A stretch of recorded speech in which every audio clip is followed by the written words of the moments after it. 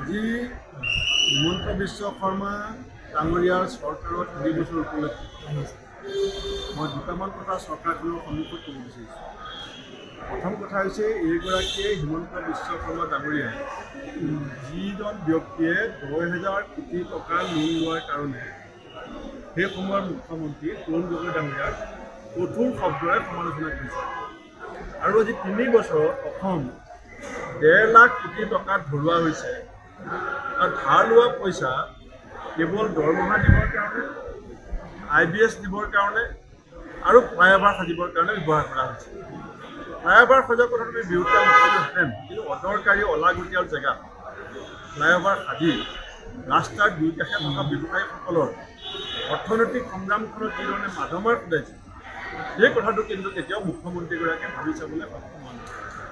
দ্বিতীয়তে, তেখেতৰ যিটো প্ৰশাসনিক ব্যৰ্থতা অতি স্পষ্টভাৱে প্ৰতীয়মান হৈছে যে অসমৰ বহু জ্যেষ্ঠ IAS IPS বিষয়াই তেখেতৰ আচৰণত ক্ষুব্ধ হৈ তাক ক'ত কেনেকৈ ব্যৱহাৰ কৰিব লাগে সেই অভিজ্ঞতাহীনতাৰ কাৰণে বহু জ্যেষ্ঠ IAS IPS বিষয়াই ইতিমধ্যে অসম এৰি পেলাই যাবলৈ বাধ্য হৈছে আৰু বহুতে যাবৰ কাৰণে ইতিমধ্যে সাজু হৈছে।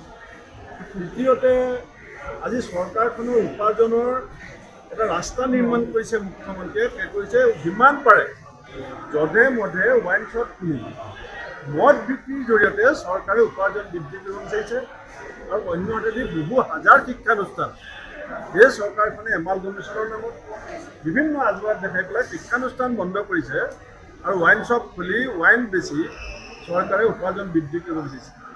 অসমৰ গোটেই ৰাজনৈতিক ইতিহাসত ইমান নিম্ন ঋষিবোধ সম্পন্ন ৰাজনীতি, ইমান সস্তীয়া সামাজিক মূল্যবোধবিহীন যিটো ৰাজনৈতিক পৰিৱেশ, এইটো অসমৰ কাৰণে অত্যন্ত দুৰ্ভাগ্য।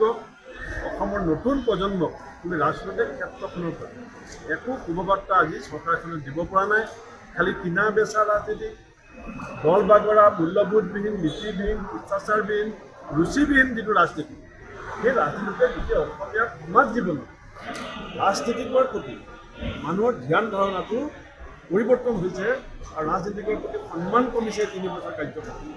লগতে মই এই কথাটো ক'ম যে আজি এজন মুখ্যমন্ত্ৰীৰ যিজন এটা ভিজন থাকিব লাগে, বিশেষকৈ কৃষি খণ্ডক লৈ তেওঁৰ সংস্থাপন আজি অসমত আপুনি যদি দিবলৈ হয় কেৱল চৰকাৰী চাকৰিত নোৱাৰিব। উদ্যোগীকৰণ আৰু কৃষি খণ্ডত ইয়াৰ প্ৰচুৰ সম্ভাৱনা আছে। আজিলৈকে 3 বছৰত উদ্যোগীকৰণৰ ক্ষেত্ৰখনত মুখ্যমন্ত্ৰী ডাঙৰীয়াৰ কোনো ভিজন নাই। কৃষি খণ্ডত আজি গাখীৰ বাহিৰৰ পৰা আহে, কণী বাহিৰৰ পৰা আহে, মাছ বাহিৰৰ পৰা আহে, কুকুৰা বাহিৰৰ পৰা আহে, গামোচা বাহিৰৰ পৰা আহে। এই কথাখিনিত মুখ্যমন্ত্ৰীগৰাকীৰ কোনো কৃষি খণ্ডটোক আগুৱাই নি এটা বৈজ্ঞানসন্মত কৃষি পদ্ধতিৰে পাঞ্জাৱ হাৰিয়ানাৰ প্ৰতি অসমৰ কৃষি পদ্ধতিটোৱে কেনেকৈ ফেৰ মাৰিব পাৰে, এই লৈ কোনো পৰিকল্পনা আমাৰ চকুত পৰা নাই। গতিকে মই চৰকাৰখনৰ 3 বছৰীয়া কাৰ্যকালত মই আশা কৰিম যে অসমৰ জনসাধাৰণে যিবিলাক বিশ্বাস আৰু আশা আৰু নিষ্ঠাৰে বিজেপিক ভোটলৈ আশা কৰিছে, আজি লাইফ ইঞ্চুৰেঞ্চ মানুহৰ জীৱন ধাৰণৰ প্ৰতি অন্যায় আহি গৈছে। আপুনি যদি লাইফ ইঞ্চুৰেঞ্চ কৰে 18% GST দিব লাগে আৰু আপুনি যদি ডায়মণ্ড কিনিবলৈ যায় আপুনি 5% GST দিব লাগে।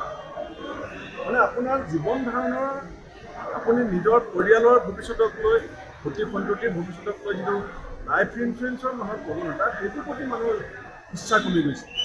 এই টেকনিকটো এতিয়া আকৌ বিজেপিয়ে আৰম্ভ কৰি আছে। তেওঁলোকৰ দুটা ইচ্ছা, এটা হৈছে সাম্প্ৰদায়িক নিৰ্বিভাজক ৰাজনীতি, যিটো সময়ত গোটেই অসমত সাম্প্ৰদায়িক ৰাজনীতি বাদ দিব বিচাৰিছে।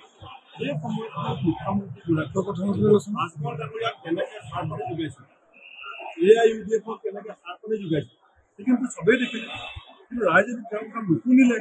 মই আশা কৰিম যে বিজেপিৰ সাম্প্ৰদায়িক ৰাজনীতিক অসমৰ মানুহে যিধৰণে প্ৰত্যাখ্যান কৰিছে, সেইটো বিজেপিয়ে বুজি পাবলৈ চেষ্টা কৰিব আৰু কৰ্মমুখী আঁচনি জাতিক শক্তিশালী কৰিবৰ কাৰণে, নতুন প্ৰজন্মক সংস্থাপন দিবৰ কাৰণে নতুন চিন্তা চৰ্চাৰে চৰকাৰখনে আহি থকা সময়ত কাম যদি নকৰে, তাৰ পৰিণতি এই বিজেপিয়ে খুব সোনকালে বুজিব।